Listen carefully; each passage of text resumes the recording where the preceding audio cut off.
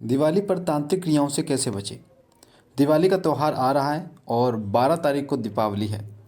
इस दिवाली के दिन तांत्रिक क्रियाएं सबसे ज़्यादा होती हैं। दिवाली के दिन सबसे ज़्यादा जो पॉजिटिव शक्ति होती है वो भी अपनी चरम सीमा पर होती है और जो नेगेटिव शक्ति होती है वो भी अपनी चरम सीमा पर होती है। अधिकतर तांत्रिक दिवाली के दिन ही नकारात्मक शक्तियों को किसी दूसरे व्यक्ति के ऊपर भेजते हैं। दिवाली का ही एक दिन एक ऐसा त्यौहार होता है जिस त्यौहार पर नेगेटिव जो चीज़ें होती हैं उनको सिद्ध किया जाता है और इन नेगेटिव चीज़ों को सिद्ध जो करते हैं वो तांत्रिक होते हैं, अघोरी होते हैं, भगत होते हैं, जो इन तांत्रिक जो इन नेगेटिव शक्तियों को सिद्ध करते हैं। इनको सिद्ध करने के लिए वो चौराहा, शमशान का चुनाव करते हैं। आपने देखा होगा चौराहे पर बहुत सी सामग्री देखी होगी, लड्डू पड़े रहते हैं, अंडे पड़े रहते हैं, श्रृंगार का सामान पड़ा रहता है, मिठाई पड़ी रहती है, इत्र पड़ा रहता है, एक जो है मिट्टी का कटोरा पड़ा होता है। ये सब जो है तांत्रिक क्रियाओं का ही एक लक्षण होता है। ऐसे ही शमशान में आप जाओगे तो मरे मुर्दों की खोपड़ियों को निकालना, उनको अभिमंत्रित करना, शुद्ध वगैरह करना, फिर उनसे कार्य लेना, प्रेतों को सिद्ध करना, ये सब दीपावली के दिन होता है। दिवाली का जो दिन होता है और होली का जो दिन होता है वो सबसे बड़ा दिन होता है शक्तियों का। वैसे तो कहा जाता है कि दीपावली के दिन किया गया कोई भी मंत्र बहुत जल्दी फलित होता है, ये सत्य भी है। पर दिवाली पर कई लोग ऐसे गलत काम भी कर लेते हैं जिससे नेगेटिव शक्तियाँ आकर्षित हो जाती हैं। तो सबसे पहले तो मैं उन लोगों से बोलना चाहूँगा जिनके कोई गुरु नहीं है और वो बिना गुरु के उनको तरीका नहीं पता है तो शावर मंत्रों का जप बिल्कुल भी मत करना। अगर आपको नहीं पता है कि कैसे किया जाता है, किसको भोग दिया जाता है और कैसे सुरक्षा की जाती है तो शावर मंत्रों का जप बिल्कुल मत करना। साथ ही दिवाली के दिन जो कर सकते हो वो सबसे अच्छी चीज़ है गुरु मंत्र का जप। 4 घंटे 5 घंटे जितना हो गुरु मंत्र का जप करो। गुरु मंत्र जो है वो आपकी सुरक्षा करता है, आपके घर की सुरक्षा करता है। अब दिवाली पर जो तांत्रिक क्रियाएं करते हैं वो किसके लिए करते हैं और क्यों करते हैं? तांत्रिक क्रियाएं दिवाली पर जो की जाती है वो अपने बैर को मिटाने के लिए की जाती है। बैर होता है ना, वैर दुश्मनी होती है। तो जो हमारे आस पड़ोस वाले लोग, कई ऐसे लोग होते हैं जो हमसे जलते हैं, हम पैसा कमाते हैं, खाते हैं पीते हैं अच्छा, तो ये लोग क्या करते हैं, इन तांत्रिकों के पास जाते हैं, पैसे देते हैं और उसका बुरा करवाते हैं। तांत्रिक के पास भी तांत्रिक क्रियाओं को करने के लिए आपकी पैरों की मिट्टी, बाल, नाखून, कपड़ा ये होता है, तो उसी से ये तंत्र करते हैं। फ़ोटो वगैरह होता है, फ़ोटो तो आसानी से मिल जाता है पर ये चीज़ें जो है वो मेन होती है।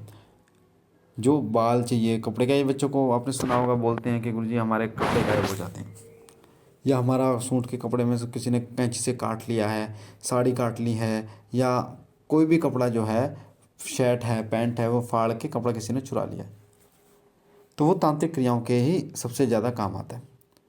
अब ये तांत्रिक क्रियाएं जो व्यक्ति करता है उसका तो बुरा हाल होता ही है आने वाले टाइम में, पर इनसे बचे कैसे, बहुत बड़ा सवाल ये है। तांत्रिक क्रियाओं से बचने के लिए सबसे पहले आपको कुछ चीज़ों का ध्यान रखना पड़ेगा। जैसे डॉक्टर नहीं कहते हैं कि परहेज करने पड़ेंगे, उसी तरीके से आपको परहेज करने पड़ेंगे। सबसे पहला परहेज है चौराहे पर। दिवाली के दिन कोशिश कीजिए घर पे रहें, आप दिवाली घर पर बनाएं, चौक चौराहे पर ना जाएं, क्योंकि चौक चौराहे पर आप गंडा ताबीज़ देखते हैं, मिठाइयाँ और बहुत सारी सामग्री पड़ी होती है जो तांत्रिक क्रियाओं की होती है। अगर उस पर पैर लग जाता है तो आपको दिक्कत हो सकती है। दिवाली के दिन ही किसी की नेगेटिव शक्ति को उतारा जाता है, हटाया जाता है। जैसे किसी के ऊपर कोई भूत प्रेत है तो उसके शरीर से उस तांत्रिक क्रिया के द्वारा उस शरीर से हटा के और उसको चौराहे पर रख देते हैं। अब चौराहे पर किसी का पैर पड़ता था, वो शक्ति उसके ऊपर से तो हट गई पर जिसका पैर पड़ा उसके ऊपर लग जाती है। तो बहुत ध्यान रखना पड़ेगा कि आपका पैर चौराहे के पास किसी तांत्रिक चीज़ या फिर कोई ऐसी चीज़ जो दिख रही है आपको, तंत्र वगैरह की चीज़ जो दिख रही है उस पर ना पड़े। और खाना तो बिल्कुल भी मत। दूसरी चीज़, कोई भी आपको दिवाली के दिन सफ़ेद चीज़ देता है तो इसका ख्याल रखिए कि सफ़ेद चीज़ आप ना खाएं। जैसे दिवाली मिठाइयों का त्यौहार है, अच्छी बात है, मिठाइयाँ बांटते हैं हम, पर कुछ चीज़ ऐसी होती है कि जिन पे आपको शक होता है। ये गांव में सबसे ज़्यादा होता है, गांव में शक होता है कि हाँ ये कुछ मिला के तो नहीं दे रहा, या ये मिठाई अभिमंत्रित क्यों नहीं है। तो सफ़ेद चीज़ों पर सबसे ज़्यादा तंत्र होता है, इसलिए सफ़ेद चीज़ों को से तो आपको जितना हो ध्यान रखें कि सफ़ेद चीज़ से बचें, ठीक है। दूसरी चीज़, जितना हो सके गुरु मंत्र का जप करें। गुरु मंत्र आपके घर की रक्षा करता है और आपकी रक्षा करता है। अगर गुरु मंत्र नहीं है तो हनुमान चालीसा का पाठ करें। एक बार नहीं पाठ करना, 2-3 घंटे पाठ करते रहो, वो सिद्ध भी हो जाएगा और उससे रक्षा भी होगी। सुंदरकांड का पाठ करें, दुर्गा सप्तशती का पाठ करें, ठीक है, इससे क्या होगा, आपके घर की ऊर्जा में वृद्धि होगी, आपके शरीर की ऊर्जा में वृद्धि होगी। तंत्र आप पर किसी प्रकार से प्रभाव नहीं डालेगा। दिवाली के दिन अगर आप महामृत्युंजय मंत्र का जप करते हो तो ये बहुत अच्छा रहता है। महामृत्युंजय मंत्र के द्वारा आपकी अकाल मृत्यु तो होती ही नहीं है, साथ ही नेगेटिविटी जो होती है, नेगेटिव चीज़ें जो होती हैं वो आपके घर में प्रवेश नहीं कर पाती।